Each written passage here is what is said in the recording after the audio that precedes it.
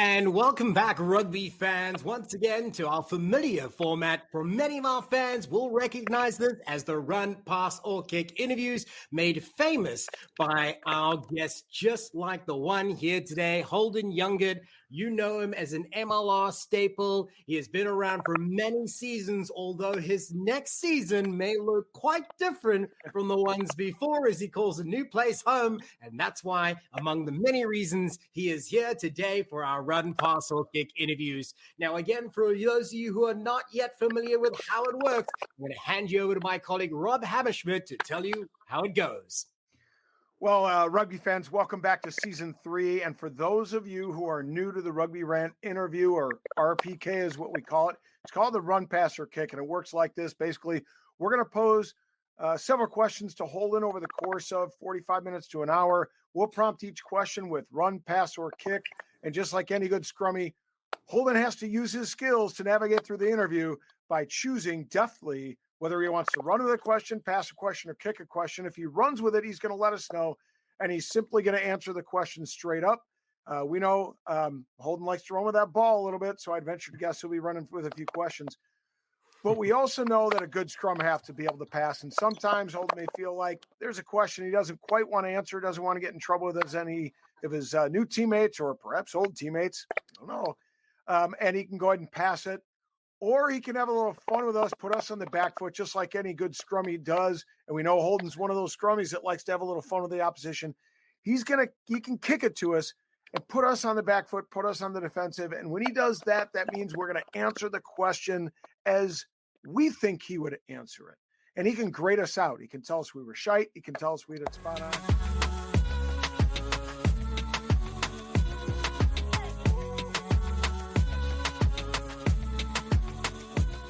All right, Holden.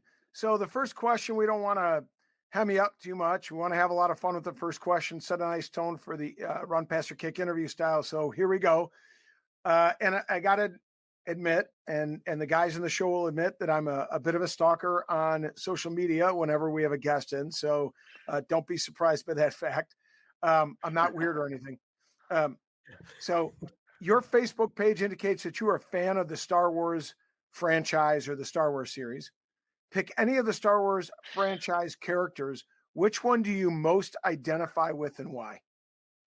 The one I most identify with.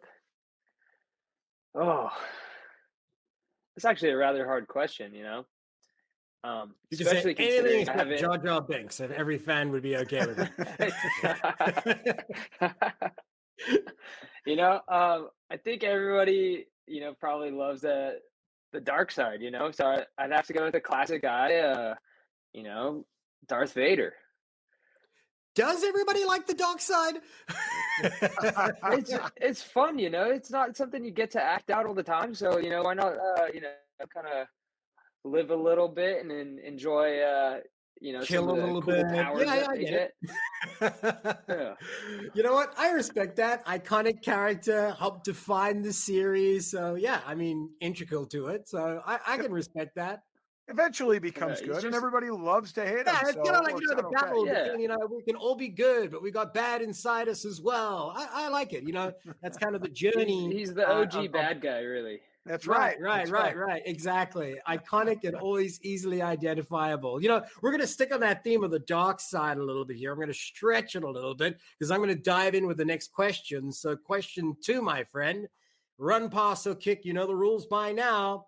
Your nickname is the Vampire. So you see where I was kind of using the transition to the dark side here a little bit.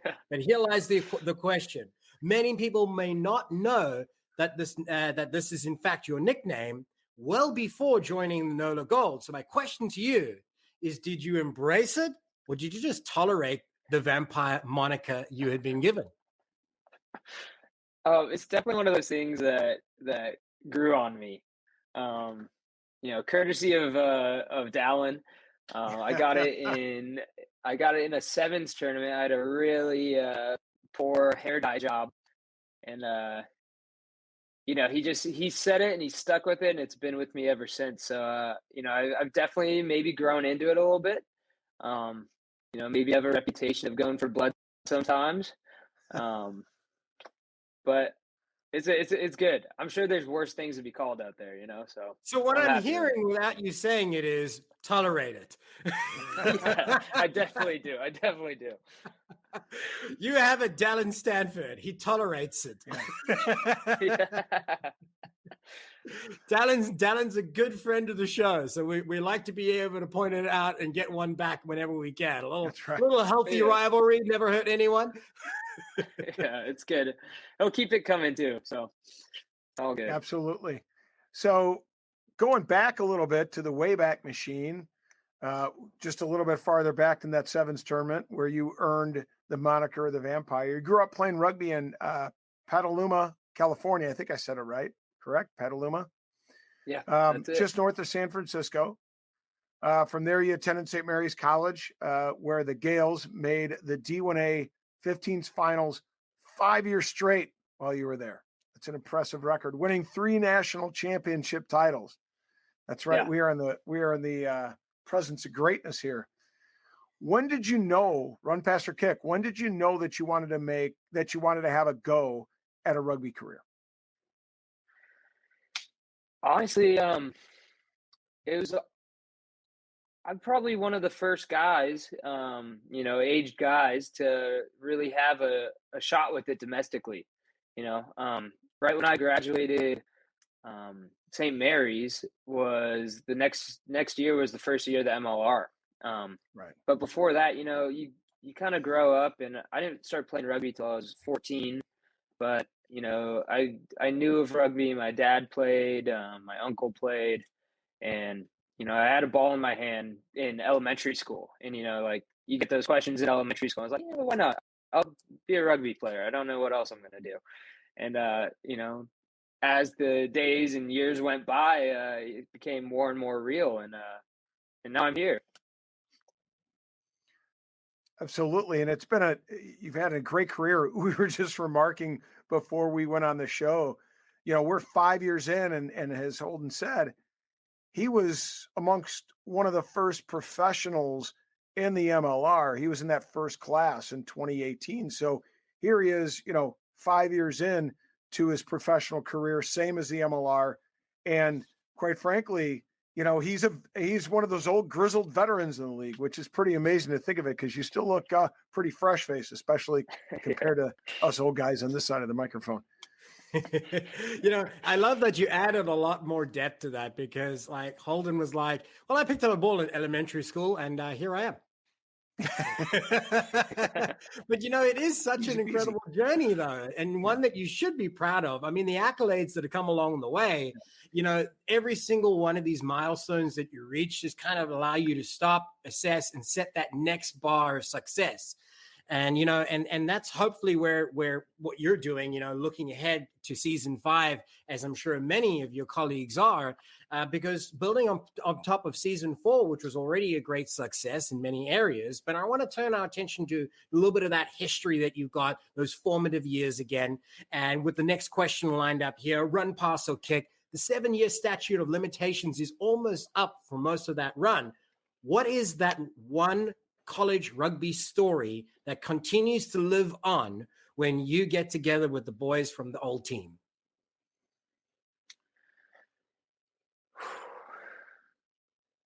Oh, you're gonna have to make me dig in the memory banks for this.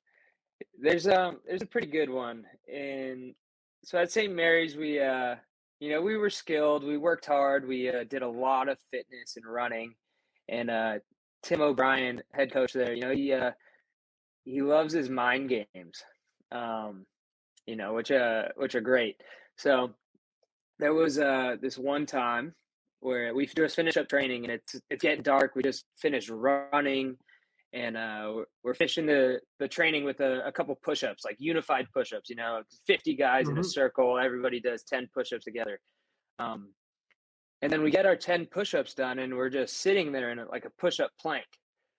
And our captain's in the middle, Kevin O'Connor. He's been around the league. He's in the middle. Dylan Audsley's out there. A few guys, Aaron Matthews, all these guys in the league now. And we're just sitting there in the plank. And 1 minute goes by, 2 minutes go by, they keep going by and going by. And no one really says anything, like the coach doesn't come over, Tim O'Brien doesn't come over, none of the coaches say anything. And we're just holding this plank. And I think finally, like 20 minutes go by, and finally, like me and one other guy, like shuffle our way up to the captain. We're like, hey, what are we doing out here, man? Like, why are we still out here? And he just looked at me. He said, the coach never said, get up. And so we just held it for a little bit longer. And, like, I think like, I don't know the exact number, but it could have been like 28 minutes we held this plank. And all the guys are like shaking and like on the verge of tears. And finally we just call it. We're like, all right, this is enough. Like, we're getting out of here. It's like 7 p.m. Coach forgot about us. Coach is sitting in a lawn chair drinking a beer and he's watching you guys and laughing. Right. Like, what was the joke? He was behind the sheds going like, let's just see how long they sit there. yeah. He just last year's team with 27 minutes. Let's see if they break the record. yeah. But that was, a legendary feat of, endurance in the core muscle. Right. I mean, and also in a weird way, kind of bonding for your team because now you've got this common story. And isn't that just what rugby's about, right? It's so much in between, and stories like that kind of personify the spirit, the camaraderie, the discipline that the sport brings to one another, and the respect too, because it was like, well, coach didn't dismiss us yet, so we're still here. And that's the respect. Yeah. Nobody was going to be the first one, first one to stand up, so. Right. Brilliant. I love that. Well, let's dive into the next one here as we get closer to around about our halfway mark. We're going to take a few moments to share a few words from one of our sponsors. But let me dive into the next question here, Holden, and you have been a great sport so far. So actually, I think, Rob, you take the next one, and then we go into a little bit of an outro to share some news from one of our sponsors. So take it away. Right. Sorry, you had mentioned that you'd played in college with several guys at St. Mary's who are now in the league, the likes of Aaron Matthews and Kevin O'Connor, et cetera, et cetera. The MLR draft has now held two collegiate drafts, the league has held two collegiate drafts. How different, run, pass, or kick, how different was your transition process to the professional leagues as compared to the guys coming out in the draft? Somebody like an Aaron Matthews, who was indeed in the draft 2 years ago. So I'll run with that. It's something I think about a lot because, the time and skill of new players coming up is constantly improving, right? The game's getting better and better and better. But I'll stand firm and say that, most guys coming out of college need a year to develop. The league's getting to that point where the skill level and the speed of things just – it's a bit higher. The bodies are bigger, and if you don't go to one of these schools that's playing men's club and you don't really have that experience, I think you need that little bit of time to develop, no matter how good you are. And there definitely are talented players, but it's like anything. It's a bit of experience and minutes behind you get the confidence going, and I'd say that's my answer to that. Yeah, there's a bit of physicality difference too, isn't there? When you jump, even if you're prepared in that, like St. Mary's, the Lifes, the Lindenwoods, all have, really high level training environments where they're going every day. They have gym sessions, et cetera. But there's still no substitute for physically getting in the mix at the highest of levels in the MLR, right? Yeah, and you just don't see the bodies, like a 250, 260 pound prop in a college game, and you might see them, but they're not one of the fastest guys on the field, so you definitely don't, the encounter isn't the same. But at the MLR, you could definitely get caught in a pretty bad situation if you run at the wrong guy or, think you're a bit quicker than some of these big guys. 100%. So we're going to take a break here for a moment, thank one of our sponsors, and then we'll come back with some additional questions for Holden Yungert, then one of the newest members of the New England Freejacks, formerly of the NOLA Gold. Tighthead Brewing Company is not just Chicago's premier location to watch rugby and enjoy quality ales and lagers, but it is also a great place to enjoy local acts performing live music every Thursday and Saturday night. Additionally, their Wednesday night trivia nights are something not to be missed. Tight Head is located in Mundelein, Illinois, and easily accessible for many Chicagoans as it is just steps away from the Metra Railway. Owner Bruce Durr and the Tight Head staff are dedicated to ensure your microbrew experience is as tight as their beers. Bruce's love for rugby extends beyond the origin of his brewery's name. Tight Head is committed to supporting the rugby community. This includes his support for Lake County RFC and our own Rugby Rant podcast show. Tight Head's tap room is like the familiar rugby clubhouse in which friends and teammates can meet, socialize, and enjoy the wide variety of brews on tap. Regardless of whether your palate enjoys a good IPA or a dark barrel-aged brew, Tight Head can deliver. Hey, Chicago, when you want rugby, Tight Head Brewing Company will satisfy your thirst. Tight Head, it's worth more than a try.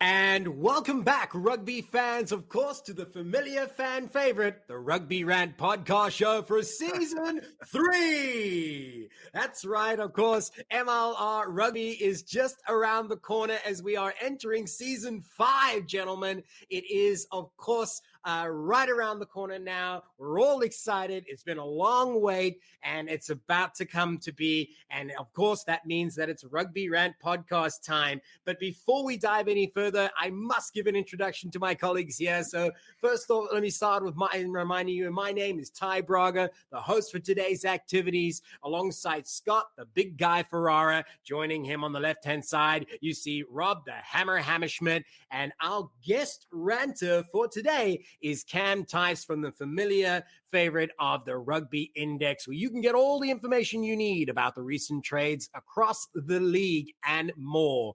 So, Cam, welcome to the show. Good to be here, guys. Glad to do it again. Yeah, I think this is your second, third, maybe even fourth time. I think it's somewhere between second and 3. Is it 3? I think it's 3. Probably the third time. That must mean we like you. I think we're in regular territory now. I get to say that I'm a regular now. Is that a thing? Yeah, definitely. Yeah. Wilkie's a regular. It was still under negotiation. So let me take an opportunity to be able to remind our viewers what we do and why we're here.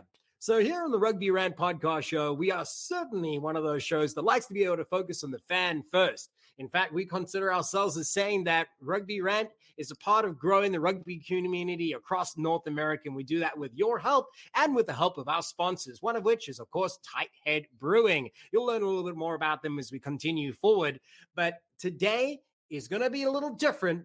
We're going to introduce something new because we have been working and brainstorming new ideas on how to bring rugby to you through this podcast, and we are going to share the news from around the pitch. In this segment, my colleagues will shout off what they think is important, what they think you should know about, and it's going to be quick fire rounds as they move from one to another, and you're going to get a deeper insight to what's going on in the league each and every week, and they will share their views and why you should know about it and why you should learn more. So on that note, maybe the best thing to do is to show you how it works. So I'm going to throw it right up above me to Scott, the big guy Ferrara. Tell us what's going on around the pitch. Well, the topic I'm going over is former Ireland front row Nick Popplewell, who was played for Ireland in the 90s, came out on his LinkedIn and was talking about how some of these announcers talk about the scrum and don't know what they're talking about. And he's quoted as saying the easy option of analysis is that if a scrum is in trouble, the number 1 or the number 3 is incompetent and need to be replaced. And then he says the next thing, us fatties look at the scrum a little differently. If we see a prop in trouble, we obviously check his height, back, and foot positions. Once we are satisfied with that, we check the back row we check that the back row are in strong pushing positions and are in fact pushing, not only focus on simply crucifying the opposing out half. I found it interesting. I think we do need to call out some of these pundits who talk about scrums, almost like officials talk about scrums and don't know what they're talking about. Right. It's kind of disappointing how there's more and more stirs around the rugby community. Like, is the scrum as important as it once was? Is it as a skill as it once was? Or is it just a hot mess that no one knows what's going on? And every time somebody goes down, they just call a penalty and nobody knows why. So an interesting debate. And from a front rower yourself, I can see why you were drawn to that. So kudos. An interesting read. I don't think we got where you got that from, though. Oh, that was off of Rugby Pass. Rugby Pass quoted him from his LinkedIn. Awesome. Another great resource, of course. You can continue to be able to thank them for bringing us the Rugby Network, of course, because it is powered by rugbypass.com. Let's go ahead and share some views from Rob. Yeah, I want to celebrate fan groups. For those who are fans of the MLR who don't know, there are a lot of fan groups that have developed out there and they're taking it up a notch.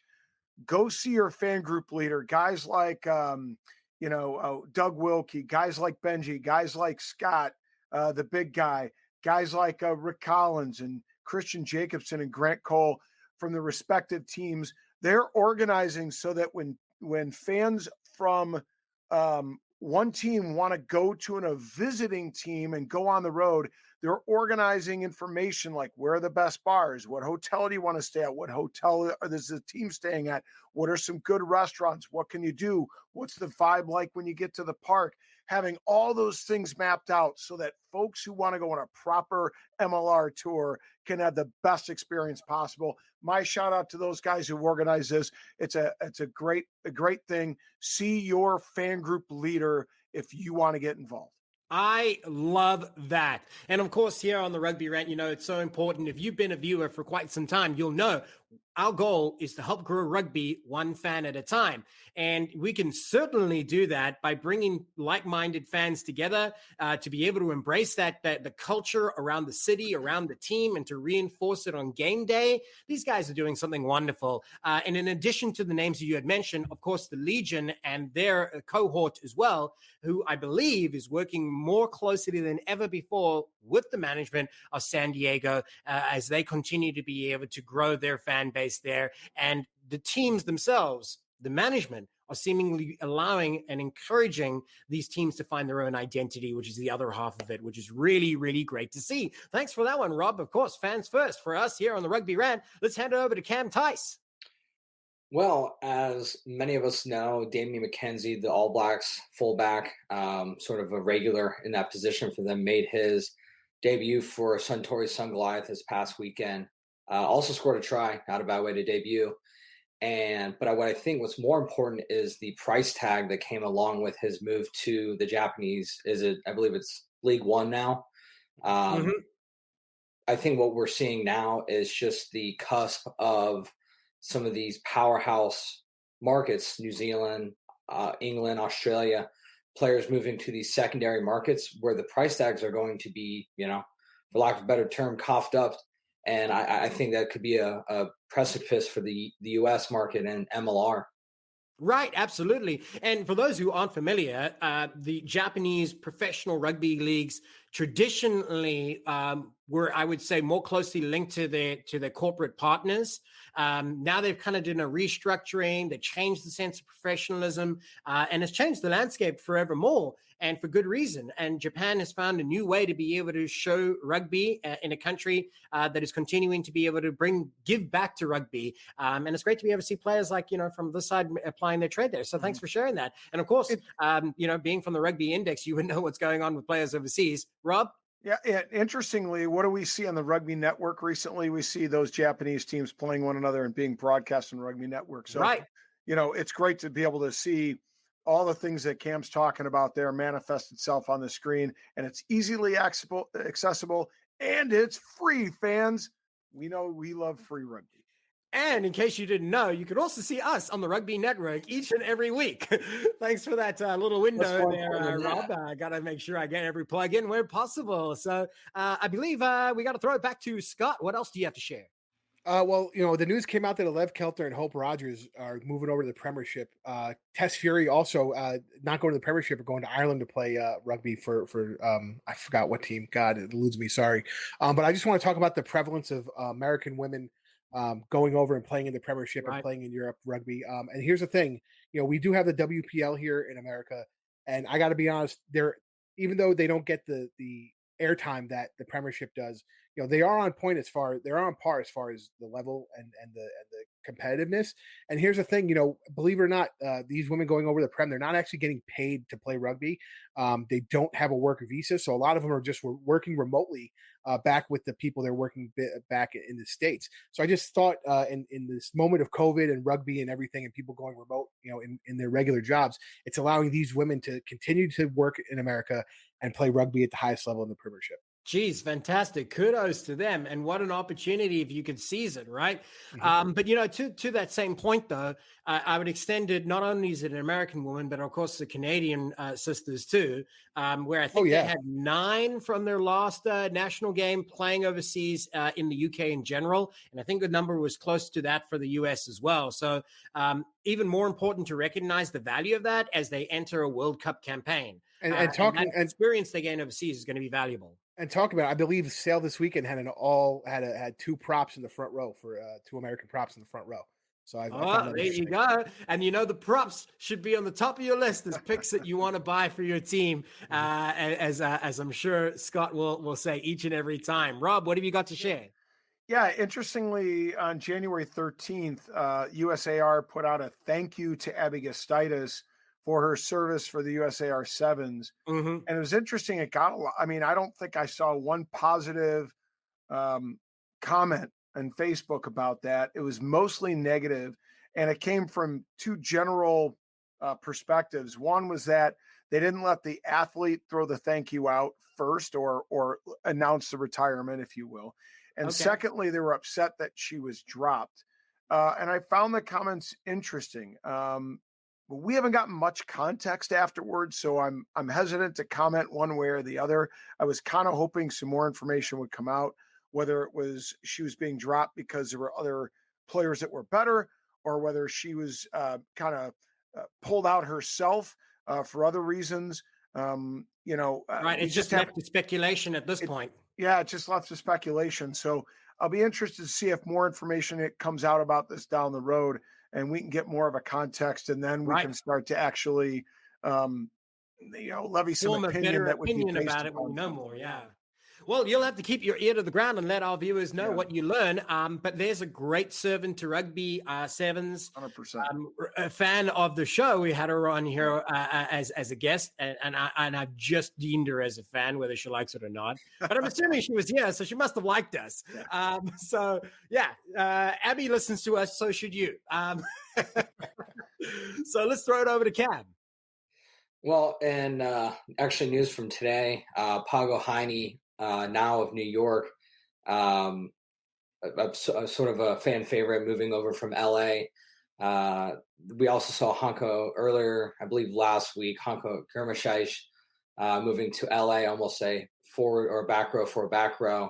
Now on his, I believe, fourth team of 5 years in the MLR. Mm-hmm. So do you think this is kind of indicative of where rugby is going to go in the MLR landscape, that players at the highest level will just be, for lack of a better term, kind of chasing the next best opportunity?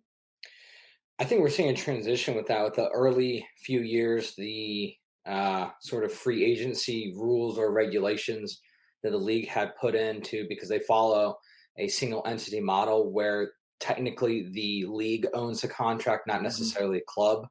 They had a lot more ability to sort of discourage player transition and transaction. But now with any sport, teams are jockeying for different types. They're becoming more complex with their strategy on how to roster build. Are they trading away draft picks? Are they trading away salary capital? I think it's almost inevitable that we're going to see more player movement and more complex player movement. Mm-hmm. And this is normal for any professional sport that continues to grow and continues to evolve. But there's a lot of chatter online in the social media platforms out there that when you see players moving to LA, it's usually because of money. And I said that because sunshine. Okay, maybe it's sunshine. But I tell you what, you're going to enjoy that sunshine even more if you're on a jet ski because you can afford it. And listen, there's plenty of sunshine when they go to Rooney. They just have to look over in the stands and see the big guy's bright shining face. Exactly. You know what Biggie said? Hey, Cali got gunplay models on the runway. You know, come on. Right. So, I mean, it's great to, first of all, to be able to see guys like Hunku who have been successful at the highest level of what the game offers for North America. Very successful for the Eagles, arguably one of the most successful, really, of the last season, and most consistent, I think, for the MLR, Rooney, and the US. Now moving to the LA organization, who, of course, are reigning champs. Where he'll fit in there, I think he's going to slot in easily. And I think he's going to be playing alongside a lot of other great stars. But they're just boosting that roster again and reinforcing it with signing big name players for longer terms, which is also good to be able to see. One thing that I just wanted to be able to highlight before we move away from Around the Pitch, which is a new segment for us. So make sure if you like this and you're listening or you're watching us, tell us if you enjoy this. Tell us if you think it's crap. We want to be able to know. Why? Because this is all about you and want to make sure we provide the news that you need to know in the way that you want to hear it and see it. But the final thing that I wanted to bring up is that Rugby ATL is going to have a new home this year as they move away from the traditional snake pit at Life University to be able to adopt the Silverback Stadium, which is arguably, for many people, a much, much better home for them in the long run as they have more availability to use the field, use the facilities better than they might have in the past. It'll be interesting to be able to see how if that will kind of change things for them. If not, we've had a few changes over the years with stadiums as teams try to find a place they can call home for a longer time. So it'll be interesting to see if it'll have the same zeitgeist and spirit that it once did in the Snake Pit. So, gentlemen, that's it for our Around the Pitch. We'll be back in just a few moments, but before then, we're going to share some news from one of our sponsors.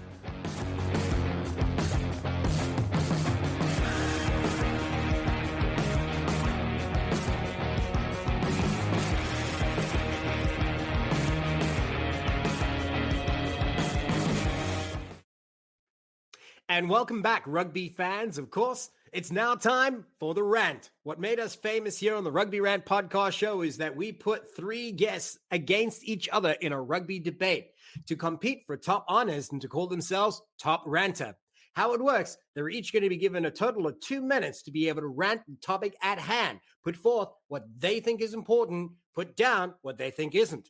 And as a result, at the end, we'll find out who has made the best case and the best argument, and she'll be crowned the winner of that rant. So what are we going to talk about here today, gentlemen? Well, it's that hot topic of rugby player values, perceived values, accuracy behind them. We're going to dig into that a little bit more because few people seem confused. Some people think it makes total sense.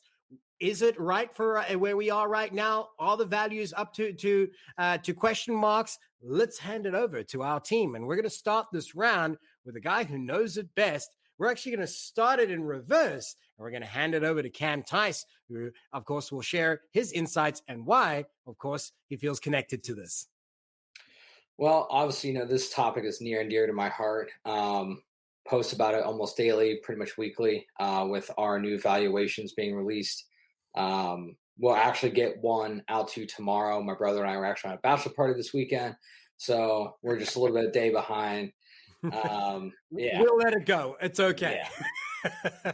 I think we're perfect. We're at that point where we need to start asking ourselves, what is the value of these players? Right. So we hinted at it with player transactions are going to become more complex. It's not so much, you're going to play and work. It's we're paying you to work or to play, and that is your job and that is your sole focus. So it's time to, set a precedence that, where are these players going to be valued and how are they going to be valued on the open market, more importantly. Right. So for those fans that are listening in and aren't aware, Cam, tell us a little bit about what Rugby Index does then. So while our original focus was following the transaction of players throughout the MLR and the U.S. National and U.S. Canada teams, we have also introduced a new topic of content where we have created valuations for the players of the MLR. And recently we've been releasing a top 10 of each position group. What these values are indicative of are a remaining price or value of each player.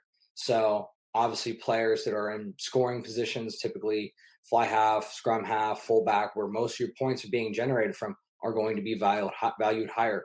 Players who are younger in age but have, national caps, international caps, are going to be valued higher. So certain benchmarks that they achieve will then push them up in value.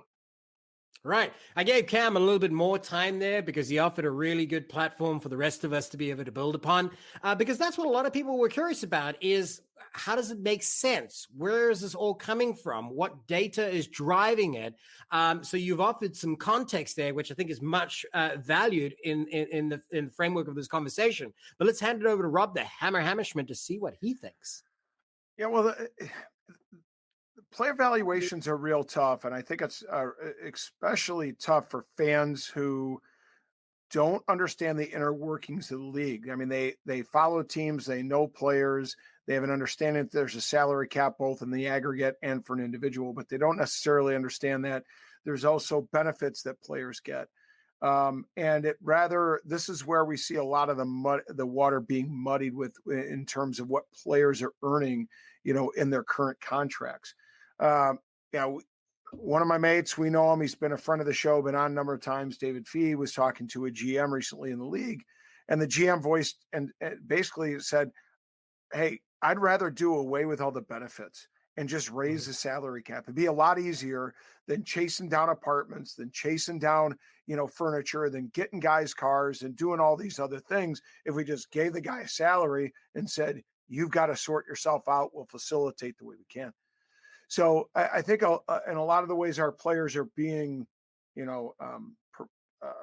supported financially, it creates a lot of convoluted context and understanding of valuations, and it's why it's nice to see someone like Cam come in and do what he's doing. You have no idea what their value currently is, and what their arrangement is, what their deal is, and when it's so flexible, and as you say, the waters are so muddied, it's very hard to be able to find an equal platform to be able to gauge it upon. So, really good point there is, kind of stemming off a little bit of that is how do we get to a place first to be able to get to decide that? Yeah, okay, I can get that. Let's hand it over to Scott, the big guy, Ferrara.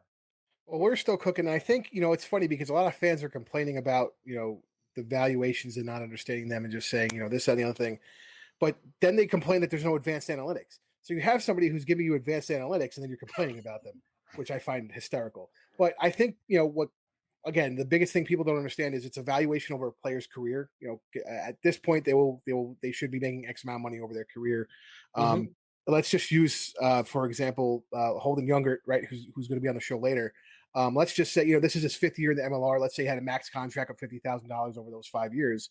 We're talking about $250,000 his valuation for his career. If Rugby Index in 2018 said his valuation was $250,000, and then by the end of year 5, he's made that. I mean, it's pretty simple, when you understand it that way. But I think these are the type of advanced analytics you need to drive people forward. I mean, especially if you want to grab those fans, those conversion fans, right? Those NFL fans, they talk about statistics all the time. Baseball fans talk about statistics all the time. And those are the fans, hockey fans, they love statistics. They love advanced analytics, and they love to explain to their friends why their advanced analytics are right and they're wrong. So I think this is the first step into doing that. I think it's great to have an outside organization doing that. And we need more of these outside organizations to bring those together to then say, hey, we have the MLR, they're putting out their stats, but we do have a third party there that's kind of giving you a little bit more in-depth information than the MLR might want to give you. And you need that. And you need a third, you need a fourth organization, because then the more data you have, you can get a better baseline, better understanding, and you've got comparables. But I do like what you said, though, is that you got to look at the potential of someone's that they have. So, what's the longevity of their career on the current trend? Can we offer a prediction? And that's all it is, a prediction. And also on the other half, when people say, oh, there's no way somebody is getting paid $275,000 in the MLR, I know for a fact that the highest paid player is X. That's not what we're saying here. It's just the same as if you have a house and you have it valuated at X amount, until you sell it and actually get that money, it's just a valuation, right? It's an evaluated perceived value, but it is an indication of where that player is in relation to what their value could be if they were to be sold. I don't know if that'll mean domestically or if it will mean internationally, but I think that there are some assessments and some great data to be able to support this.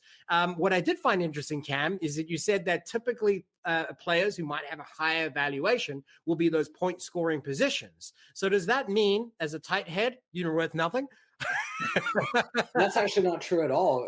One of our top 10 valuations, Chance Wangalewski, a guy who kind of was Mr. Do-It-All, was obviously a force in the scrums for Atlanta. Also was able to knock in some tries, was a great short meter presence for them. And on top of that, he's doing it all under the age of, I believe he's only 24. Oh, he's young, yeah. Double-digit caps for the U.S., So I'm not saying that it's a worthless position or an unnecessary position, that we should all just stick fly halves and scrum halves out there. Right. I think we just call that sevens anyways. But I was going to say, you just call that rugby league. Yeah. I mean, and I think, coming out with the Rugby Index, and me and Hammer were talking about it, because, anytime somebody doesn't mention Cam Dolan in the top 10, anything in the MLR, the Hammer gets his panties in a twist. But think about it, Cam Dolan, Nick Civetta, Nate Brakely, right?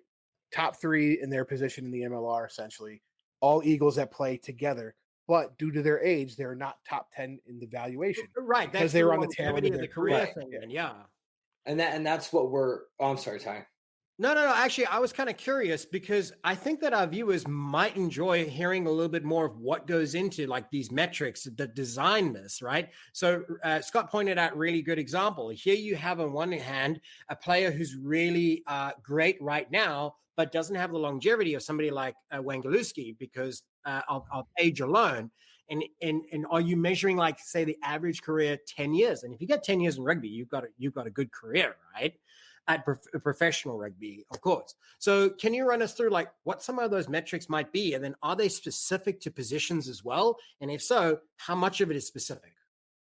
So the only position specific is we grouped it into 5 categories based on position. And what the biggest indicator is, how consistently is your position group scoring points? Shocker, flankers are not scoring very many points. They're tackling machines. They smashing the rucks. But they're really not generating a whole lot of offense typically. Unless you're hungry, your exceptions with like Angus Cottrell, but that's not a domestic player. That's an anomaly to the statistic. Mm-hmm. And he's doing it all at 32 years old, which is really not going to help him in terms of valuation. Right. Where it's really going to help is the young, probably the internationals that are coming in are probably somewhere above the U.S. Canadian talent pool, but because of the disparity in the international scene with Australia and New Zealand, they're coming over, and that's where the higher values are coming from, are the players that have been here for a few years, have made a name for themselves, and are sort of dominating the league. Mm-hmm. Yeah, I like that. The young U.S. Canadian caps like Ryan James or right. LA. Yeah, some of that standouts for LA. So I glancing at some of the valuations that have come out, I've seen some as high as around about 275, which is probably why I mentioned that number before. So do you perceive those values going up by the end of each season for those key players, or do you think that it will kind of normalize and that might be the peak? I think until we see a collective bargaining act within a union of the league, I think we're going to see a pretty close to this being the ceiling of what players are going to earn until they have sort of a voice of their own to, push that for the higher salary caps, for the revenue sharing of the TV deals. Now they're, probably not making any money on the TV deals right now, so it's probably not something I want to negotiate, but that's a completely different topic. Right. But what I think is probably what we're thinking is that these are prices that the MLR teams are going to pay amongst each other. It's not. These are the players that we're seeing. I think, for example, is Jason Robertson from DC last year was a young 20-something, absolutely lit it up.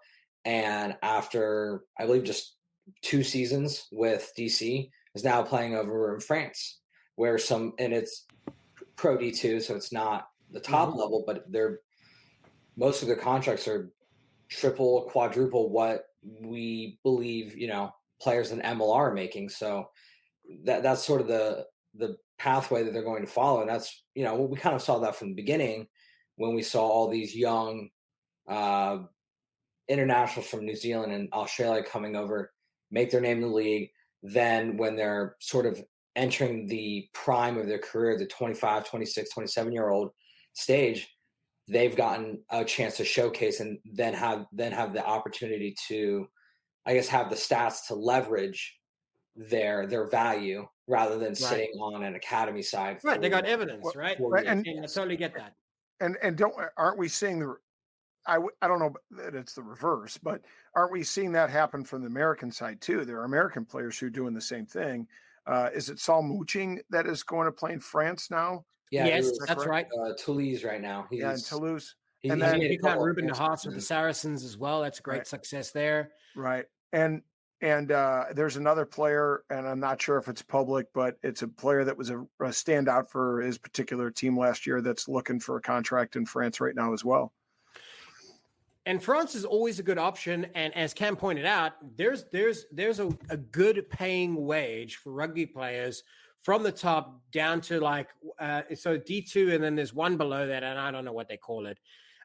It's like kind of like a semi-pro league, but you're paid to be able to play rugby. You're playing in a rugby-rich culture, and they can make more doing that there. So, yeah, I mean, I get what you're saying, and this may very well be a training ground, or at least where you can prove your skills as a young league. The MLR may very well become that, especially for players that are coming from other countries more established, and they're looking for game time and looking at opportunity, as you said, with young players like from New Zealand and Australia.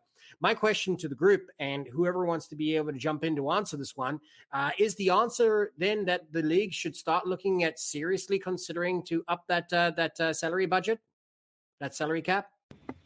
Keep players here longer, Well, I think Cam hit it on the head. You have to get a collective bargaining agreement, and that's something that MLR has been putting off. So until they do that, they can essentially do whatever they want. Sure, and I get that for the bargaining power for them, and of course a union as well would help. Yeah, but I definitely get that. But do you think that the rugby might become more competitive by lifting that salary cap as well, and teams will have a little bit more freedom to be able to keep players here and also draw other players from other countries?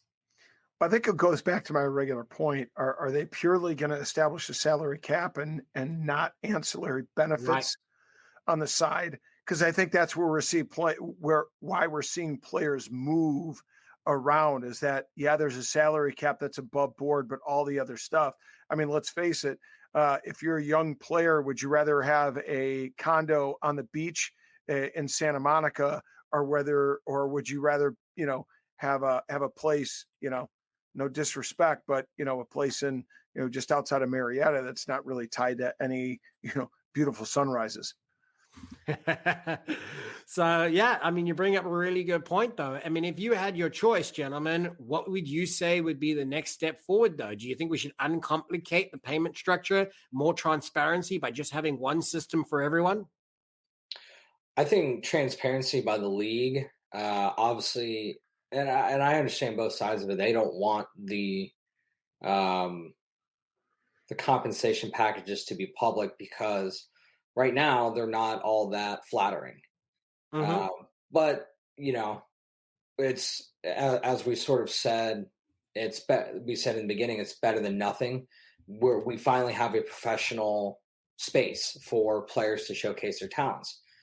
But I think we're at that point, we're 5 years in, it's at that point where we need to start having a transition where it's, oh, great, we have something. It's got to be more, where players are, like Rob said, or maybe it wasn't Rob, but they're having a livable wage.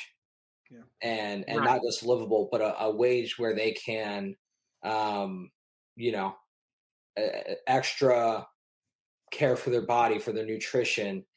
And I'm not saying we're going to jump to NBA style salaries anytime soon, but at least a salary where we can see athletes truly just focus on being athletes and not academy coaches or community outreach coordinators to supplement that sort of income for them. Yeah, professional rugby players with a part-time rugby, Yeah. And they have to make sacrifices. Ironic. That's where we are. And I want to kind of drill down to one of the important questions, and it was prompted by Rob, so I'm going to give him an extra point there. But so do you think that it would be better? And you pointed out that, well, we don't want much transparency right now because it might not be flattering to the league to say that they're paying people as much as they are paying them or as little as they might be paying them in some cases. But to Rob's earlier point, if you just uncomplicated and you said, okay, let's lift the salary cap, you give the players more on the salary, and they figure out the other stuff in between, their accommodation and all blah, blah, blah, blah, blah. Of course, you provide the facilities, nutrition, rehabilitation, all that stuff that they need. But here's your pay. I mean, my company, when I work, they don't arrange my house for me. I would rather take a higher salary and you figure it out yourself. Do you think that that's just a less complicated way that we should probably think about moving towards? And to your earlier point, Cam, it would look more flattering because they now end up having higher salaries, right? The answer is yes. Yeah. I like it. The answer is yes. The GM that Fee spoke with just thought it would uncomplicate a lot of the issues that he had to deal with. Now there may be some other advantages we don't know about in terms of tax and IRS and blah, blah, blah by doing benefits, because maybe it's only taxed at a certain percentage as opposed to a full salary, right? I don't know. You don't know. We don't know. But there are many upsides to uncomplicating the scenario that I think could also make it more attractive for sponsors and those who want to come in as partners, because it does look like a league that can pay $1 million worth in salaries to players is, as an appearance, being successful, right? Because that money's got to come in. But 500 to outside leagues is very meager and not attractive. What is attractive is when you can say, I could pay you $100,000 a year. Now that's a livable wage and that's a good career. So that might be the way forward, and it might simplify things and become more attractive to partners at all different levels. Wouldn't you gentlemen agree? Certainly. Yep. All right. So with that all being said, we have now dug deep into being able to share some of the metrics behind how we get to these valuations that have been shared by the Rugby Index in regards to trading prices and those valuations reaching the hundreds of thousands. Many of you would ask, how do we get to that? Well, it's now been properly explained. It's continuously evolving. But right now, I think the win is that this is the first organization that has taken it upon themselves to be able to give us this type of information. And because that hunger is out there from you as the fans, they'll continue to do so. Share what feedback you want to be able to learn, what more you want to be able to know. And I'm sure Cam and his team will be happy to be able to share that with you. And Cam, while we have the attention of our viewers, tell us where they can go learn more. We are currently on 4 platforms right now: your Facebook, Twitter, Instagram, just at Rugby Index, short and sweet. And we also are posting our content on LinkedIn. Feel free to follow us on all of them. Fantastic. Yep. Drop them a comment. Tell us what you think about certain players receiving higher valuations. Remember that props are worth nothing. Scott's words. I'm sorry. That's only just a little bit of a joke because we've got the resident front rower here with Scott Ferrara. So did you have any final comment? You unmuted yourself, Scott. I felt like you had something you wanted to say. No, just the typical Sappos. They just talk and talk and talk and talk. I'm sorry, you're breaking up. Can you put yourself on mute again? Well, gentlemen, okay, that's it for this round. And for those fans who want to be able to get more content from us, who want to be able to see our additional rants, you can go and check us out on patreon.com/Rugby Rant Pod. We've recently opened this up for some of our most dedicated fans. For a very small fee, you can have access to a lot more content from us here on the Rugby Rant podcast show, including but not limited to continuing the theme of the run, pass, or kick interviews with the Rugby Insider. You can get the full length interviews there, in addition to the extended rant debates, which of course is one of our most popular formats. You can also continue to be able to watch us online for free under the handle at Rugby Rant Pod on all our social media platforms, and including the chance to be able to see us each week on the Rugby Network, where we continue to be able to share our content each and every week. Again, that is on the Rugby Network. Well, we're going to take a quick break as we step away for a moment, and we'll be back in just a few.